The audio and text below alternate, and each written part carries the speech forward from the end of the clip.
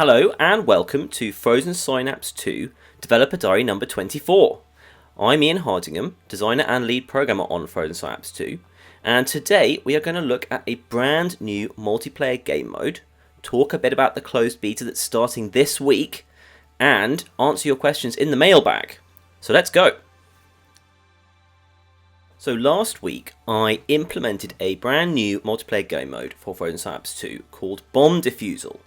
This is a pretty much identical version of Counter-Strike's epic bomb defusal mode, and I was reminded that I'd always wanted to put it in Frozen Synapse by Bin's epic LAN party stag do a couple of weeks ago, where we played a lot of CS. Yeah, I always wanted to put this mode in Frozen Synapse, but we didn't actually have an item system in the first game, so it just ended up being much too much work. But we do have an item system in this game, and this actually was pretty quick to implement. I'm going to take you through the process by which I iterated on the levels for this game mode. But we'll start off by just describing the rules. This is the very first little generator for this game mode that I came up with. This is actually using the old FS1 level generator, and I've put Team 1, who are the terrorists, in the top left, and Team 2, who are the counter-terrorists, in the bottom right. And then I've put two bomb zones in the top right and the bottom left.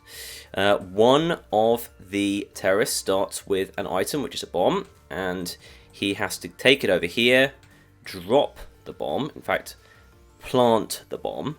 I've got some weird menu there. But he is able to drop items and pick them up, and then run away, and the CTs have 20 seconds to go and defuse the bomb. So again, it really is pretty much the exact identical rules of Counter-Strike, and it works very, very well. I've had quite a few games with Robin, and we've iterated on the game rules, etc., and it's just looking really, really good. But what I thought you guys would like to see today is how I went from this extremely early sort of first version of the level generator to what is basically the final version. So I will do that now. So I'll just go through a couple of versions of this one. I'll do that at each stage so you can see what kind of output the level generator produces. So this is basically very similar to how a disputed map was generated in the first FS. It just uses our weird recursive building generator to produce all of these levels. And as you can see on this first version, I'm not modifying where the bomb zones are or where your teams start. It's just in the corners. I played a couple of games on this and it was really, really fun already, so I wanted to get it to be even better. Now, the way that this level generator was designed, and this is a subject of actually a pretty good blog post on our blog, was an attempt to create levels that looked a bit like CS levels from the top and had an interesting kind of flow. And it does actually a reasonable job of that. But as you'll see later, there's one pretty simple modification which takes it a lot more in that direction. But for now, let's see what the second iteration of my generator looked like.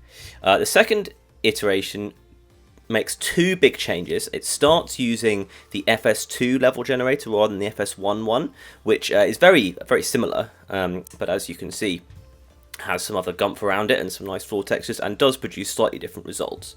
So that's the first change. The second change is that we now have teams of 5, and instead of it being 3 machine gunners versus 3 machine gunners, it is 2 machine gunners, 2 bullet units, be them machine gunners, shotgunners or snipers, and 1 specialized defensive unit. In this case, both those units are turrets, are miniguns, sorry, but both sides do not have to have the same specialized defensive unit. So we'll have a look at a bit more level generation. This one has a smoke grenade guy, which is absolutely awesome for this mode. This has been a place where the smoke grenade design has really shone, because you've got to get into one of these bomb zones, you've got to plant the bomb, and you've got to protect yourself while you're doing so. Smoke grenade works fantastically for that, and in fact this mode makes really good use of quite a lot of the new units. But we'll keep generating. Here we have a mine layer. The mine layer I think is probably more useful on the terrorist side than the CTs. So I might look into doing that. And here we go, there's another minigun there and a mine layer there. Anyway, so that's a fairly good version of those team selections. Again, that's something that people might give me feedback on, something more interesting. But as you can see, I still haven't changed where the people spawn or where the bomb zones are. But these levels are starting to look pretty good. Now, as I said earlier, there is one relatively simple change which moves this map generator much further in the direction of Counter-Strike. If you actually look at CS levels from the top, and generally look at levels for various different kinds of FPSs, you would notice that quite a lot of the rooms, the majority of the rooms, are actually not accessible. I experimented in Frozen Synapse 1 with a generator which was much more built up building, had much more rooms and much less outside areas, and they generally made much worse levels. The kind of flow you have outside, combining with the rooms, really makes for excellent FS levels.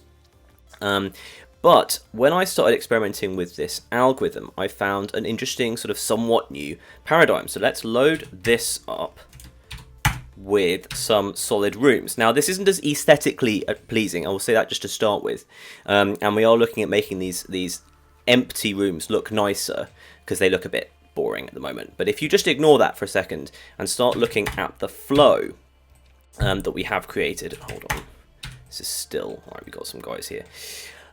This produces a lot more choke points in the map, and in a lot of ways gives you quite a lot more predictability of what your opponent has to do, and it makes the choices of which route you're going to take and where people can appear a little more limited, but in a really interesting way.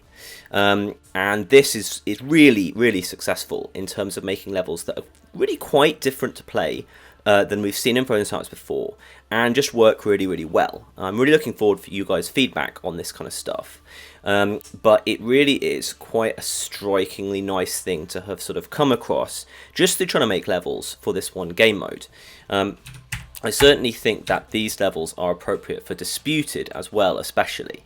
We're going to do a bit more iteration in a minute that you can see, but I thought I'd give you some more examples of what this level generator is producing. We still have some cases where there isn't quite enough flow and you've got a bit too much of a cul-de-sac somewhere. But this, for instance, I think is an example of a level that would be really fun to play.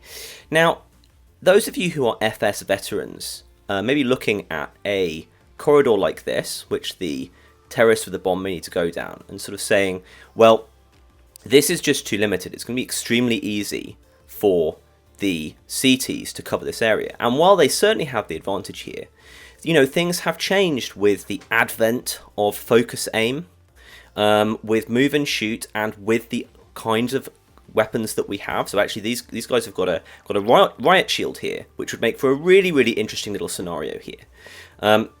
So, you know, things are actually a little bit different, and this is the kind of thing that I could imagine it being fun to play several rounds even on the same map, but we'll see more about that. Now finally, it was my job to make the start positions in the bomb zones a bit more interesting, because while this sort of generally works fine having it in the corners, it's a bit janky and a bit cheap and kind of a bit noticeable, and it doesn't look very good when the bomb zones are half inside a building. So I was looking at it, stared at this for quite a long time while drinking an Oreo milkshake, trying to work out exactly what I was going to do, how I could define areas of space in these levels that could be used for both these kind of things. And then I remembered that we have a thing that already kind of does this in bidding zones. This is a secure level, and as most of you will remember, the first turn in a secure game is one where you bid on how much area you can defend, given that you are starting in two of these zones, or in fact rather that your opponent is starting in these two zones. You can start anywhere you bid. Now as you can see, the secure bidding generator already splits the game up into somewhat useful areas. It takes rooms as one area each, and then divides everything else up, you know, into boxes of various sizes. Although I don't think it's quite worked down here, but this should have just been one room. So I realised to myself that I could just use this with possibly bigger zones to partition the levels into the kind of areas that you might want to choose for the spawn zones and the bomb zones. So I modified the algorithm a little bit and got it to create sort of larger zones than the bid grid using the same basic rules. So this is an intermediate bomb defusal map. All of the rooms that you can just about see, even those kind of annoying big red squares. There's 1, 2, 3 there, and there, and there. All of the rooms above a certain size, I think that's a little bit too small, are zones themselves. And then we split up most of the rest of the area using a really cheap and nasty algorithm, to be honest with you, into sort of fairly large areas, all of which are basically just about big enough to be a bomb zone or a spawn zone. So that's the next step. And here we have the semi-final result. Basically, I used some funny trickery to choose some of these zones that have been generated, and then we produce a basically final level that has red guys, green guys, and 2 bomb zones. The algorithm starts by basically sort of finding the 2 areas which are furthest by travel distance from each other, or just about furthest. It's actually more interesting if it's about 80% of the furthest distance than it is 100%. 100% would almost certainly have chosen here and probably here, if not here. And that actually ends up just being a little bit less interesting, funnily enough, and a little bit less natural. So we do that, which is really pretty straightforward. I think anyone can understand that. Then it looks for a bomb zone, which is basically equidistant between the two guys' spawn zones. It can be a little bit closer to the CTs, but it can never be significantly close to the CTs. But basically, it's looking for one in between them. And then it looks for a zone which is a long way away from the one it's just chosen. And this creates some nice results. So here's one map. We'll keep having a look at more. And here's another one. So this would be quite an interesting open area. The T's with their bomb can go back here and try and set up position here. These guys can look over that. And I could imagine maybe the T's would be more likely to go to the more readily defendable position of there. Let's keep going. Here's another interesting one. Might be quite easy, relatively, for the T's to get here. Not sure about that. It'd be really interesting to see this played and to find out what problems there are in this generator that need to be fixed. I'm actually just kind of generating until I find one which definitely doesn't work, because we have had a couple of bad ones, but so far these are all very viable. And it's aesthetically nice that the bomb zones are either entire rooms or nice squares. Yeah, I think this one's a pretty bonus. It can be pretty difficult for the T's to get a bomb there. I think I would commend anyone who tried to do that. So this is probably one of the less good results. Let's keep looking. And yeah, this is probably also not a completely ideal one, or that could be quite interesting. So basically, I think I'm extremely pleased with how this is going. And that's probably a bit too much travel for the CTs there. You see, on levels like this, I may need to work out early on, or sort of midway through the level generation phase, that there isn't quite enough accessibility for this area here for this to be one of the spawn zones. I think there needs to be a bit of error checking there. And yeah, it's a relatively sane one as well. So that's good. And I think this one would be good as well. Often in CS maps you have a bomb zone which is quite close to the CT spawn location, and one that's more central. Anyway, I'm going to stop generating this stuff now. Yeah, so I hope you guys find that interesting. Give me all your feedback as usual, and I'm really looking forward to seeing this being played. I do have one match I had against Robin that I'd like to show you using one of the older generators to finish this section off. Okay, so this was on an earlier version of the generator, but it is at least using the nice new terrain, so that's fine. And this is just a good game I had with Robin. I think it'll be nice to show, just to show how the game tends to flow. So I am playing as the T's with the bomb. Here are the 2 bomb zones, and here he is. I've got a smoke grenade, which is awesome. he's got a sniper rifle. So in turn 1, yeah, so I'm kind of going quite solidly for this bottom left one. As usual, the CTs have to cover both to a certain extent, or decide exactly how they are going to distribute their forces.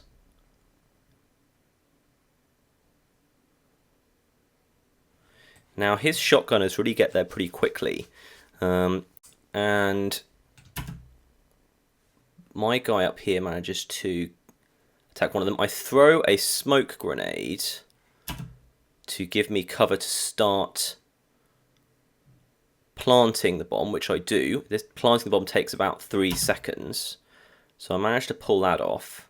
And I put some smoke there to try and keep my guys safe. And now I've put the bomb, planted the bomb, I just want to put my guys in super defensive formation and try and stop him getting to it. Unfortunately, I can spoil this. This doesn't end very well for me.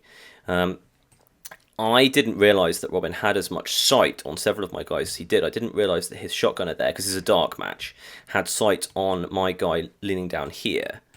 And the next turn is brutal. It didn't work out well for me at all. Robin used focus aim to kill this guy very, very quickly. And then again there as well. And I probably got a little bit unlucky that my guy here, who was moving to a more defensive position, got taken out by this guy. So Robin was being able to read my mind as usual. And then I think Robin just about gets the bomb in time to defuse it. So there you go, that is an example of a level playing out. I will stop talking about this game mode now, and I will see you guys playing it in the near future. Okay, so now for a few quick notices. The closed beta is scheduled to start this week, probably Wednesday or Thursday. If you are on the list, you will get an email with a Steam key and a way to download it. If you're not on the list yet, a closed entrance for now. There's probably going to be another round, though, of letting people in, so please keep watching the videos if you want to get involved and you are not already. I will not talk endlessly on these videos about the beta. I'll probably make a different private video giving instructions and requests to people, so keep your eyes out for that. This beta, it's very functional, it's working really well, but lots of things are broken or just not in yet. For instance, everything to do with this screen. This is the kind of thing that you will come up, a kind of quality you will find at some points of this game. But in general, it is a game that you can get a really good feeling for at least an hour's play of single player, and all the multiplayer should just be functioning full stop. So I'm very excited about all of this. Another announcement, we were at Rezzed this weekend, which is a very, very cool games show in the UK, in Tobacco Dock in London. Thanks to a couple of guys who watch these videos that came down to have a look. I thought it was a really successful show for FS2. Everyone that I talked to seemed to be having a really good time with it, and we got some really good feedback from journalists who were there. So that was really nice to see. Now I will quickly answer some questions in the mailbag. Okie dokie, let's start off with Tigris, who asks, if you have a squad hold a checkpoint on the road for too long, will the civilian factions, the police, get annoyed with you? Yes, I think generally aggressive checkpointing is much more likely to annoy the other factions who are actually trying to pass you than the civilian factions and the police, actually, who get more annoyed about you causing damage on public land. But that kind of vague thing is in there. He also asks whether you'll be able to set up smaller bases that will not house money like the HQ, but will be forward operating bases. Yes, you definitely will be able to open new bases. All of them will allow you to regenerate your troops there. You can store stuff there. You can store money there if you like. And it is exactly like a forward operating base. This game is not particularly about getting a load of territory, but when you destroy, or rather when you successfully attack an enemy building, you'll be able to take their kind of building running certificate item thing, which allows you to set up something somewhere else, or you can steal that in some other way. That will require a bit of balancing, but that's broadly how sort of bases are set up and lost in the game, is via an item that has to be there for the building to run. Okay, Max Gear is sad about the move from mass-produced minus VAT forms to clones of actual people.